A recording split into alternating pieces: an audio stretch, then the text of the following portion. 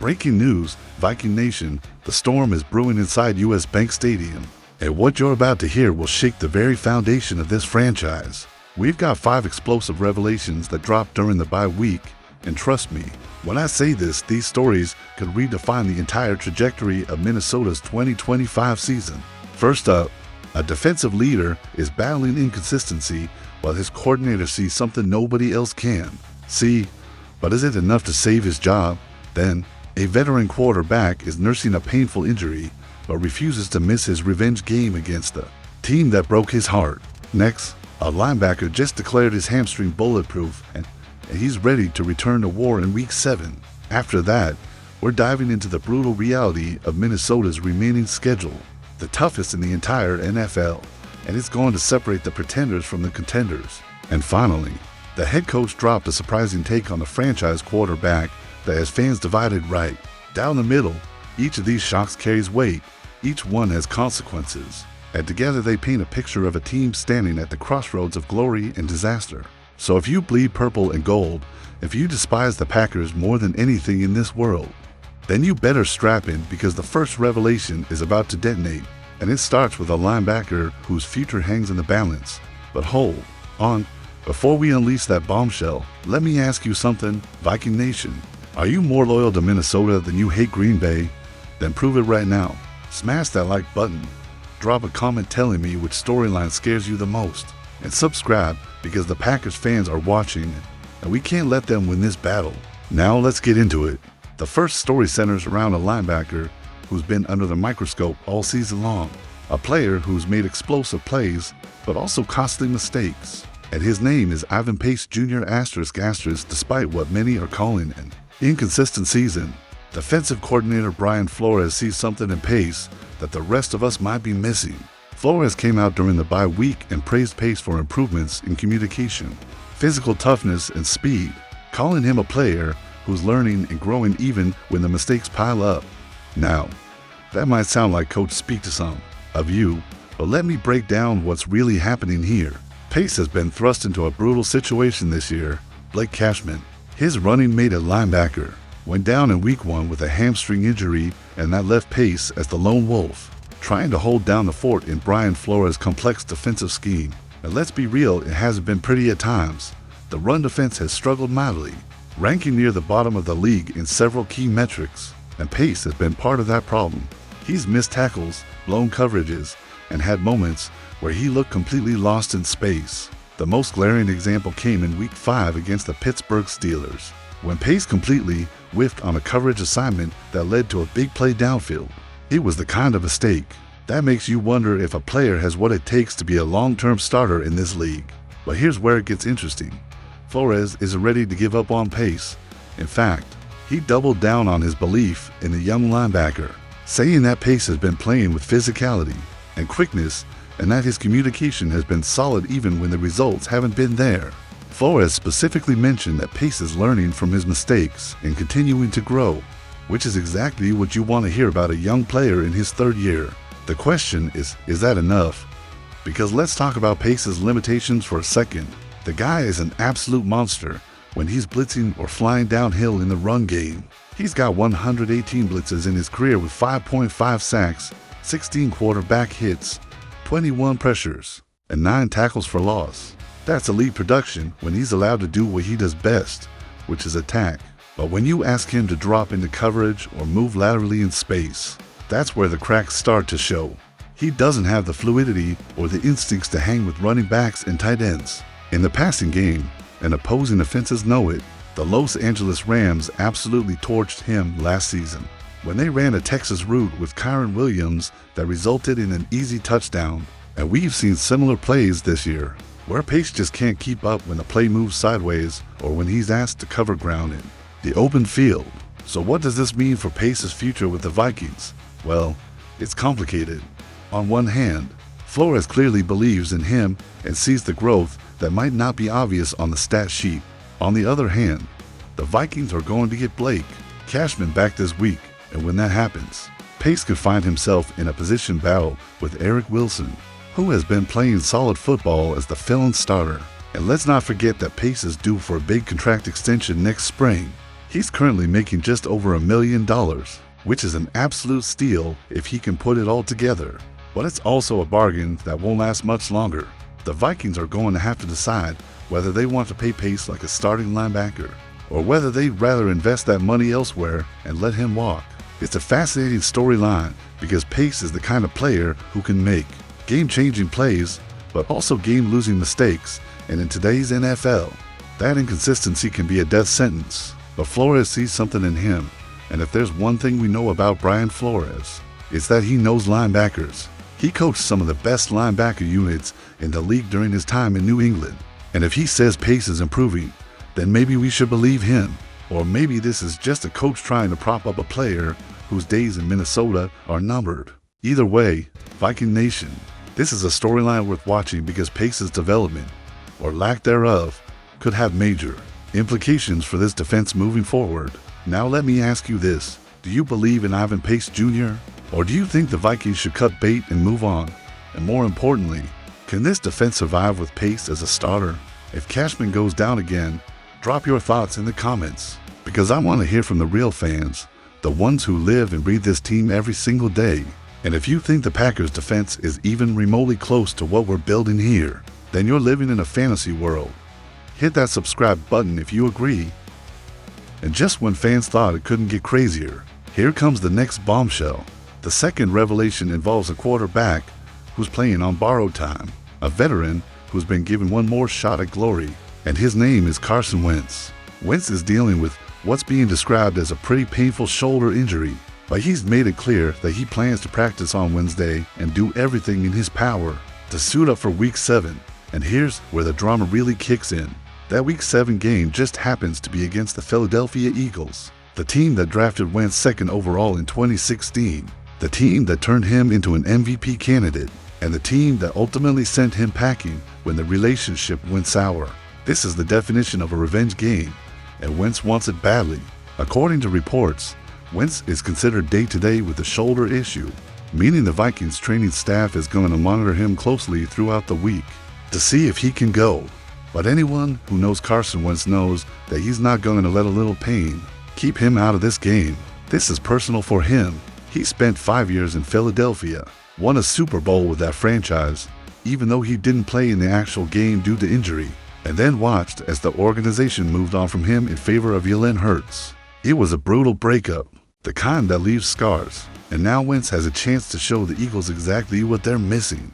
But let's talk about what Wentz has actually done for the Vikings this season, because the numbers are solid but not spectacular. In 3 starts, Wentz has completed 69% of his passes for 759 yards with 5 touchdowns and 2 interceptions. His passer rating of 99.5 is respectable, and more importantly, he's gone to 1 as a starter, which is exactly what you want from a veteran backup who's been thrust into action due to injury. Wentz hasn't been asked to be a superhero, and that's by design. Kevin O'Connell has built an offense around Wentz's strengths, which means quick passes, safe throws, and letting the playmakers like Justin Jefferson and Jordan Addison do the heavy lifting. It's classic game management, and Wentz has executed it well. But here's the thing, Wentz is also dealing with the reality that his time as the starter is limited. J.J. McCarthy, the franchise quarterback, is working his way back from an ankle injury and could return as soon as Week 8 or Week 9. That means Wentz is playing on borrowed time, and every snap he takes could be his last as a Viking starter. So when you combine that urgency with the revenge narrative against Philadelphia, you've got a recipe for high drama in Week 7. Now, let's talk about the Eagles for a second, because this is not the same Philadelphia team that Wentz left behind. Jalen Hurts has established himself as one of the elite quarterbacks in the league. Saquon Barkley is running wild in the backfield, and the defense is loaded with playmakers. The Eagles are for the 2 and rolling, and they're coming into US Bank Stadium with confidence. But here's what makes this game so intriguing. The Vikings have weapons too. Justin Jefferson is arguably the best receiver in football.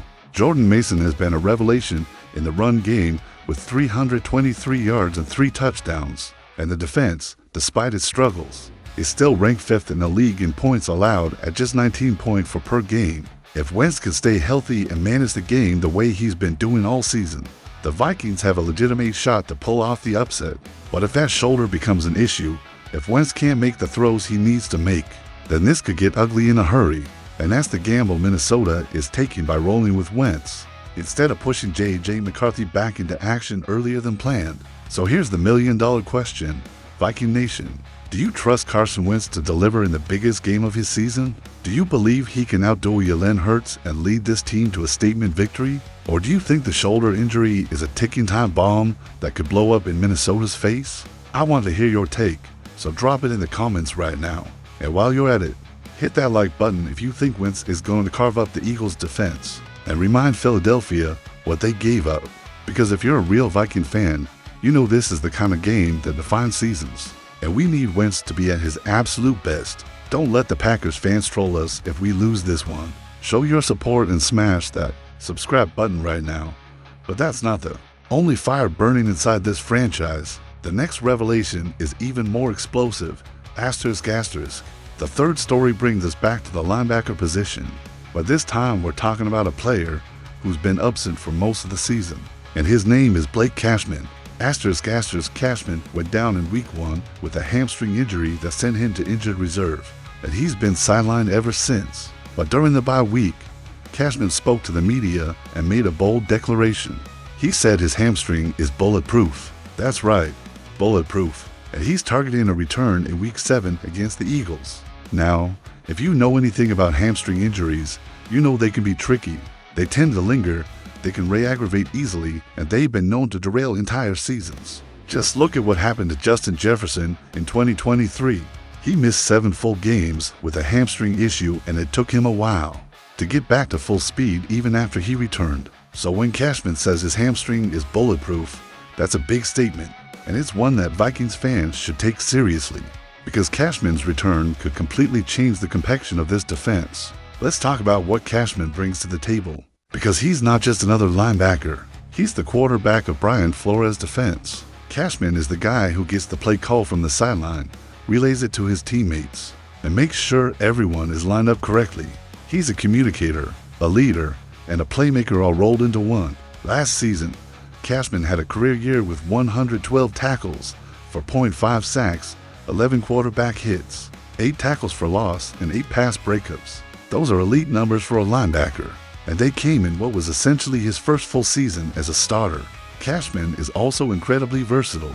He can blitz, he can cover, he can stuff the run, and he can rush the passer. There are no weaknesses in his game, which is why he's so valuable to this defense. When Cashman went down in week 1, the Vikings lost their most important defender outside of maybe Harrison Smith, and the defense has struggled ever since. The run defense has been atrocious, the communication has been spotty, and the overall cohesion of the unit has been lacking.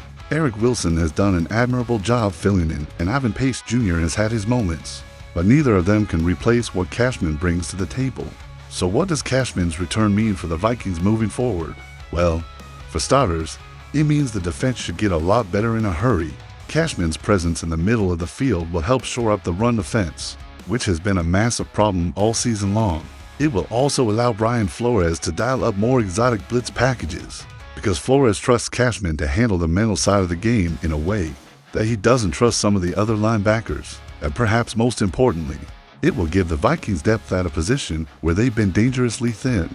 If Cashman can come back and play at the level he was playing at last season, the Vikings defense could go from mediocre to elite almost overnight. But there's a catch. Hamstring injuries are unpredictable, and even though Cashman is calling his bulletproof, there's no guarantee it won't flare up again. The Vikings are going to have to be smart about how they manage Cashman's workload, especially early on, because the last thing they want is for him to re-aggravate the injury and end up back on injured reserve dot. And here's another wrinkle to consider. Cashman is in the second year of a 3-year, $20.5 million contract, which means he's going to be a free agent after the 2026 season. If he plays well down the stretch this year, the Vikings are going to have to decide whether they want to extend him and lock him up long-term, or whether they want to let him play out his deal and potentially walk in free agency. Given how important Cashman is to this defense, I'd expect the Vikings to try and extend him sooner rather than later. But that's a conversation for another day. Right now, the focus is on getting Cashman back on the field and getting this defense back on track. Because if the Vikings are going to make a playoff push in 2025, They're going to need Cashman to be the player he was in 2024, and they're going to need him to stay healthy for the final 12 games of the season. So let me ask you this, Viking Nation, how much does Blake Cashman's return change the trajectory of this season? Do you think he can come back and be the same dominant player he was last year? Or are you worried about the hamstring acting up again? And more importantly, do you think this defense can be elite with Cashman back in the lineup? Let me know in the comments. And if you think the Packers would kill to have a linebacker like Cashman on their roster, then hit that like button and subscribe, because we're building something special here. And we need the entire Viking Nation rallying behind this team. And listen closely, because what comes next will flip the script in ways nobody predicted. Asterisk, the fourth revelation is a cold, hard reality check for everyone who thought this season was going to be smooth sailing. And it's this: the Vikings have the toughest remaining schedule in the entire NFL. Asterisk, that's right. After coasting through the easiest schedule in the league for the first 6 weeks and posting a 3-2 record, Minnesota is about to run into a buzzsaw of elite competition. The next 4 games alone are brutal. Week 7 at home against the 4-2 Philadelphia Eagles. Week 8 on the road against the 4-2 Los Angeles Chargers on a short week. Week 9 against the Baltimore Ravens, who will have Lamar Jackson back. And Week 10 against the 4-2 Detroit Lions. Those are for playoff caliber teams. And the Vikings are going to have to find a way to win at least 2 or 3 of those games if they want to keep their postseason hopes alive. And it doesn't get much easier after that. Beyond those 4 games, the only teams on the schedule with losing records are the Dallas Cowboys and the New York Giants. And both of those games are on the road. The Cowboys have an elite offense led by Dak Prescott and CeeDee Lamb, and the Giants just destroyed the Eagles on Thursday night. So there are no games left on this schedule. Let's put this in perspective for a second.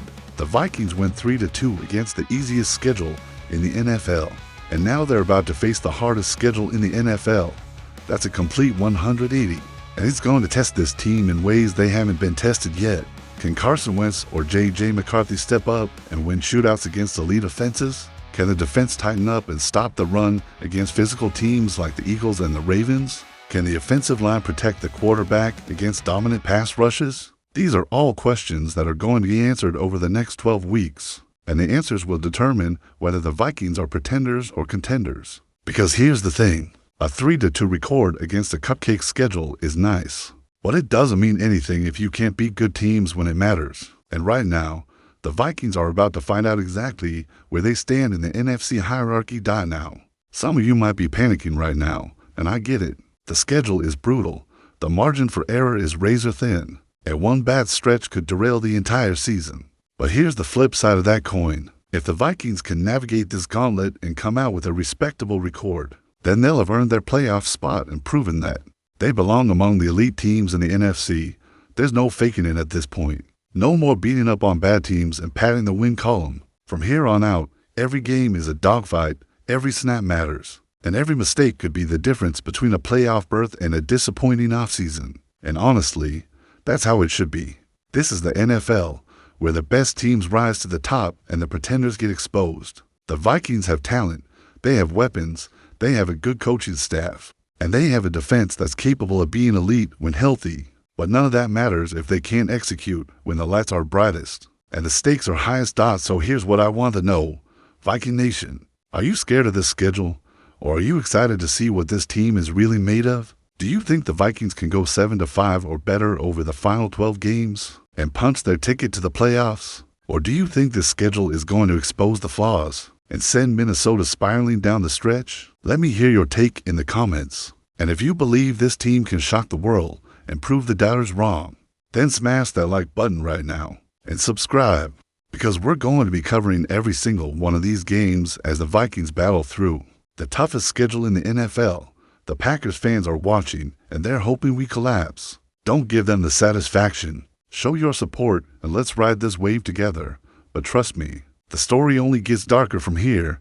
The next twist will leave you speechless. Asterisk, the fifth and final revelation centers around the franchise quarterback, the player who's supposed to be the face of this team for the next decade. And his name is J.J. McCarthy.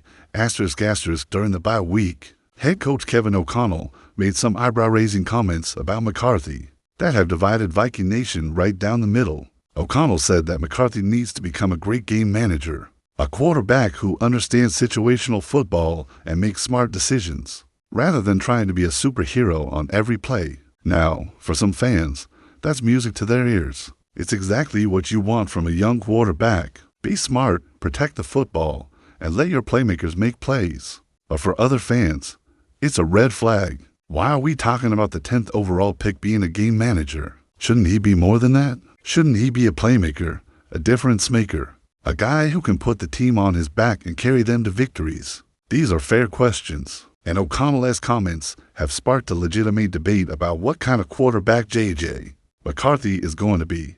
Let's start with the facts. McCarthy has played into games this season before going down with an ankle injury in Week 2.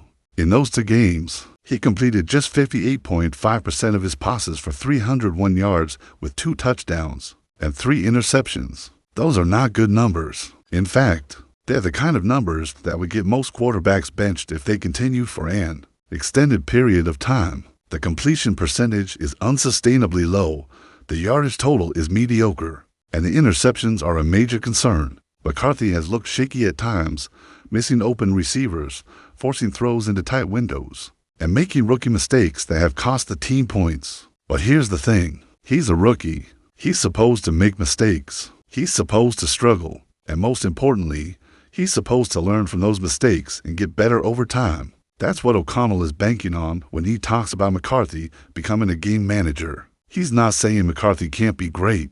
He's saying that right now, at this stage of his development, McCarthy needs to focus on the fundamentals, make the right reads, get the ball out quickly, and don't try to do too much. And honestly, that's probably the right approach. The Vikings have one of the best receiver duos in the league with Justin Jefferson and Jordan Addison. They have a running back in Jordan Mason who's averaging 4.7 yards per carry. They have a defense that's ranked 5th in the league in points allowed. And they have elite special teams with Ryan Wright or Reichert both playing at a high level. In other words, the Vikings don't need McCarthy to be Patrick Mahomes or Josh Allen right now.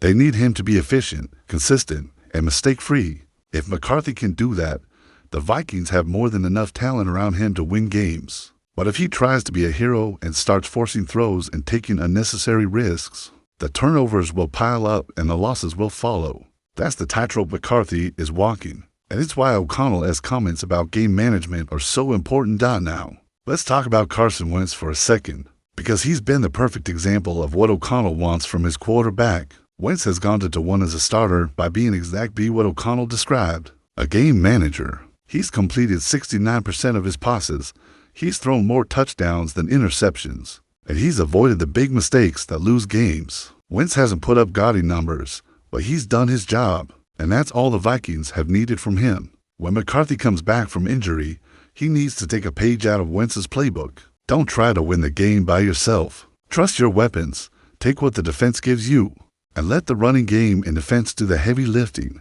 If McCarthy can do that, he'll give the Vikings a chance to win every week. But if he tries to play hero ball, he's going to get himself and his team in trouble. So here's the question, Viking Nation. Do you trust J.J. McCarthy to become the game manager that Kevin O'Connell wants him to be? Or are you worried that McCarthy's limitations are going to hold this offense back? And more importantly, do you think McCarthy can lead this team to the playoffs? Or do you think the Vikings should stick with Wentz as long as he's healthy? Let me know what you think in the comments, because this is one of the biggest debates in Minnesota right now. And if you believe in J.J. McCarthy and think he's going to prove the doubters wrong, then hit that like button and subscribe. Because the Packers fans are already trolling us about our quarterback situation, and we need to show them that Viking Nation stands united behind our franchise quarterback. Don't let them win this battle. Smash that subscribe button right now and let's ride with J.J. McCarthy. And if this week felt like an earthquake, what's coming next could be the aftershock that topples the whole season. Viking Nation, we've just walked through 5 massive stories that are shaping the trajectory of this franchise, and every single one of them carries serious weight. We've got Ivan Pace Jr.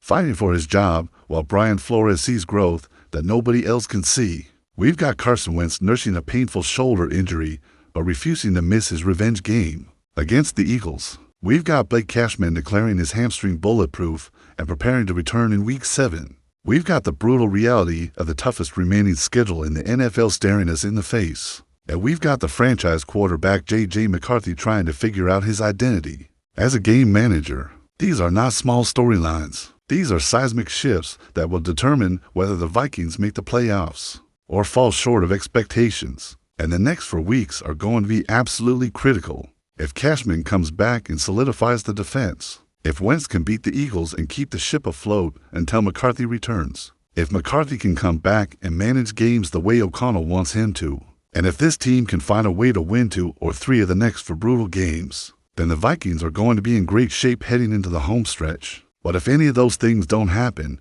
if the injuries pile up, if the quarterback situation becomes a disaster, if the schedule proves to be too much, then we could be looking at a lost season.